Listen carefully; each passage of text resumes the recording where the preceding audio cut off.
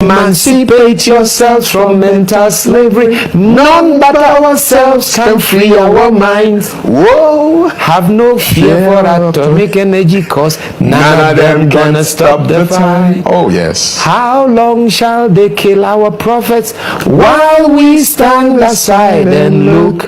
Woo! Some say it's just a part of it. We've got to fulfill the book. Won't you hail to talk about Peter Tosh? Long before Bunny Wailer and Bob Marley, Peter was already a self-taught musician. He learned to play the guitar by watching a one-armed street musician. So no lessons, just pure talent. Peter Tosh also called out the Pope to his face. During a 1980s concert in Europe, he boldly called out Pope John Paul II for the church's role in colonial oppression. I mean, imagine having the guts to say that on stage in front of the whole world.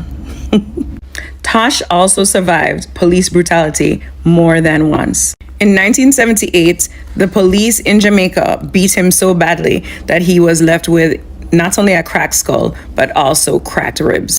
They beat him that badly all because he had the balls to speak up about corruption and speak out for people's rights. Of course, it never stopped him from speaking up. Peter Tosh's guitar also had a rifle on it. His famous M16 shaped rifle wasn't just for show. It was a statement. He called it his weapon against Babylon. And if you know anything about Peter Tosh, he played that guitar like he was going to war. I love this fact. Did you know that Peter was an expert martial artist?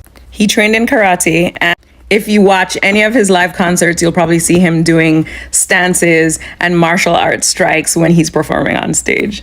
Did you know that Tosh was the one that introduced Bob Marley to Rastafarianism? Tosh was also the first reggae artist to use Rasta in his music.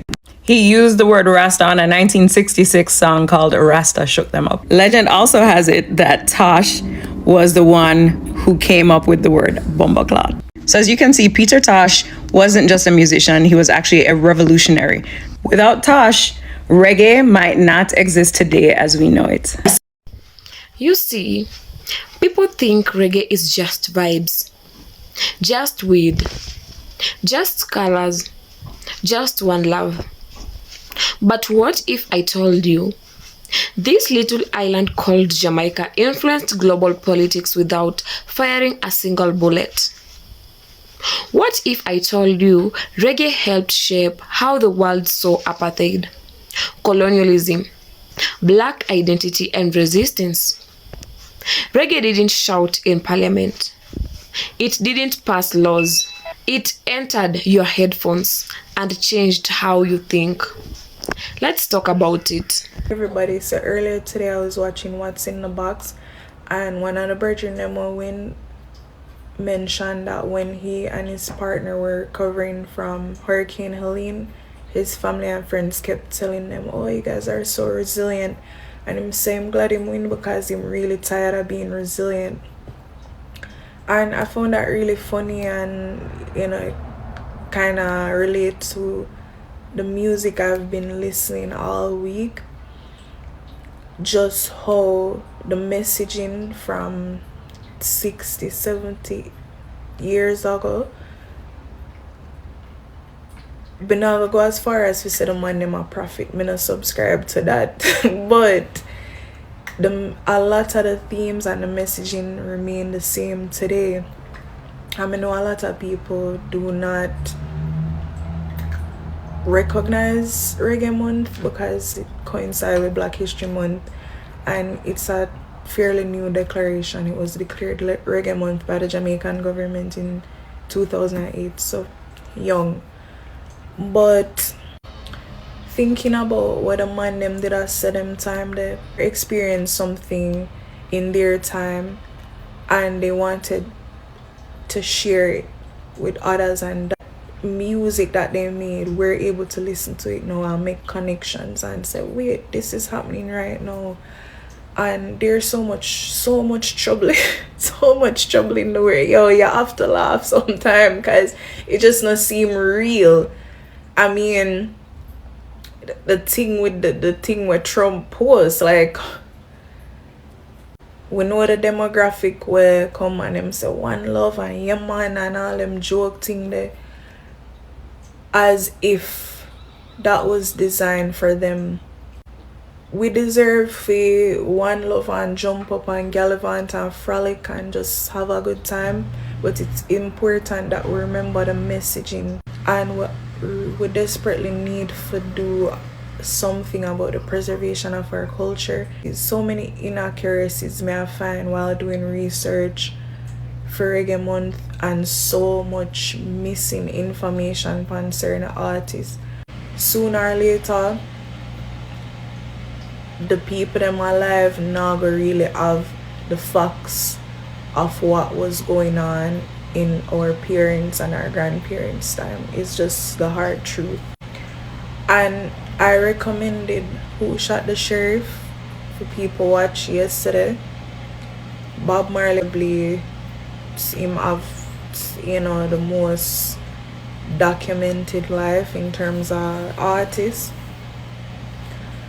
And that made me think about some years ago when I watched Sam Cooke documentary, and them a show how in a Jim Crow, when the Sam Cooke go for perform certain place, him have to sleep in a the morgue with dead body, him and him people them. The Sam Cooke had to sleep in a morgue with dead body. So I imagine our artists them what them go through when them go certain places, right? So for them only tell them brethren.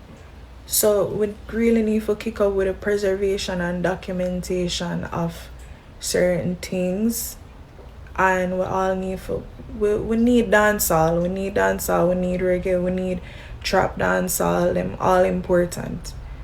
But when music has messaging, and reggae obviously is the father of those other genres, it's important that we look into it, and we also fully recognize Reggae Month, that it's not just the music and dance round and joke thing. It's important to see its relation to Black History Month, and for acknowledge the messaging. And me not talk about just Rastafari, because obviously I have Rasta way. Them born reggae. Them born reggae. But we know a lot of Rastafari also come out and speak for truths and rights, and speak for the diaspora, and speak for Rastafari itself, and talk about their struggles within Jamaica. We already see like things are fade out, the sounds are transformed so much to reflect another culture, that we get lost in a certain things. And that's why I said those artists like Samri, I talk about Samri with Bunny Ruggs the other day, I spoke about Kez Namdi with Tootsie Bird, I talk about Lila Ike and Garnet Silk, among other artists who takes the time to remember elements from the past, so we can make comparisons of what was happening before, that them are playing our face for a hot minute now. So we will get with the program. As a kid, reggae music really helped to shape my political education. They say that music can be a mirror or it can be a window. We say it's a mirror when we see ourselves represented, but it can be a window to help us learn about other people, other cultures, other aspects of history we didn't know. Now, in my school, I never learned about Marcus Garvey. I learned it through Burning Spear. And as for what colonialism was and is, well, I learned that through Bob Marley and the Wailers, Peter Tosh, Linton Kwesi Johnson, Muta Baruka, so many what we used to call conscious reggae artists. And I just want to bring your attention to one album in particular today. This is a really good one. It's Equal Rights by Peter Tosh. That album came out when I was a teenager in 1977. And I can still remember the things I learned from it today. In fact, the first song on the album is Get Up, Stand Up. And one of the interesting things that I think applies today, there's a line in the song where it says, some people are waiting for a great God to come from the sky and take away every little thing and make everybody feel all right. But if you know what life's worth, you'd look for yours right here on earth. Now we see the light. We got to stand up and fight. Stand up for your rights. You know, we're in a time where Christian nationalism is trying to convert religion into like prosperity gospel, where they turn it into a virtue, hoarding wealth and not showing empathy towards the poor. So it shows you how religion traditionally could be weaponized for good or evil, and that you need a clear political conscience and a moral compass in order to survive that. There's another great song called Stepping Razor, and just like the other Bob Marley song, Small Axe, the message is don't look at someone's size because they can be dangerous. Even the small acts, the little community, can bring down the oligarchs, the big tree. You have a similar message in Peter Tosh's Stepping Razor. And he does have this great song on there called Apartheid. We've got to fight, fight, fight, fight against apartheid. That might have really what woke me up to the existence of apartheid, what it was, and made me get interested in the politics and the history and what was going on. When Bob Marley sang Emancipate Yourself from Mental Slavery in Redemption song, that wasn't just poverty. That line came from Marcus Garvey. Now think about that.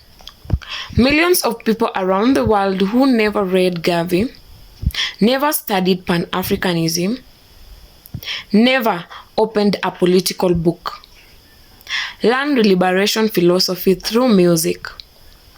That is influence. That is soft power. Now if Marley made it global, Peter Tosh made it dangerous. His album Equal Rights wasn't subtle.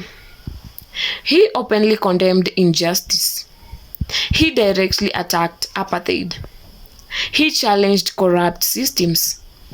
And remember, this was during a time when many governments were still politically comfortable with the South African regime. Reggae artists were speaking before politicians were acting.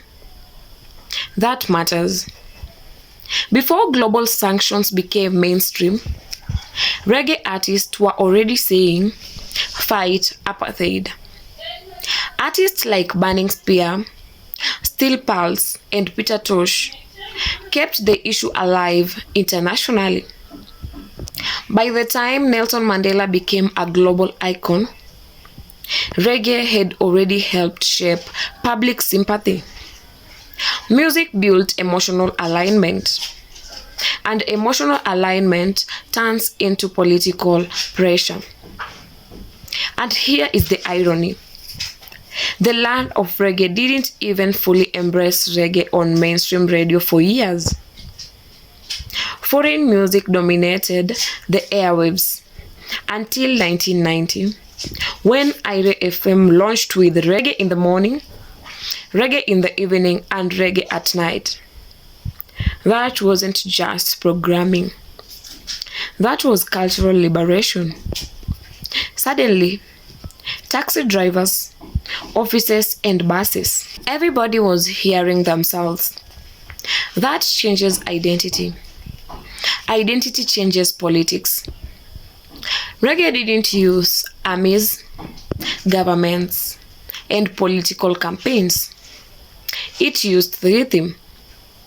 You could dance to it, but inside the lyrics were anti-colonial messages, economic justice, African pride, and resistance to oppression. That's why it was powerful. It didn't force ideology. It normalized consciousness. So next time somebody says reggae is just music, tell them this: it helped expose apartheid. It globalized Pan-African thought. It challenged colonial narrative. It empowered the oppressed. All from a small island. That's not just music. That's influence. That's power. And that is how reggae quietly changed global politics.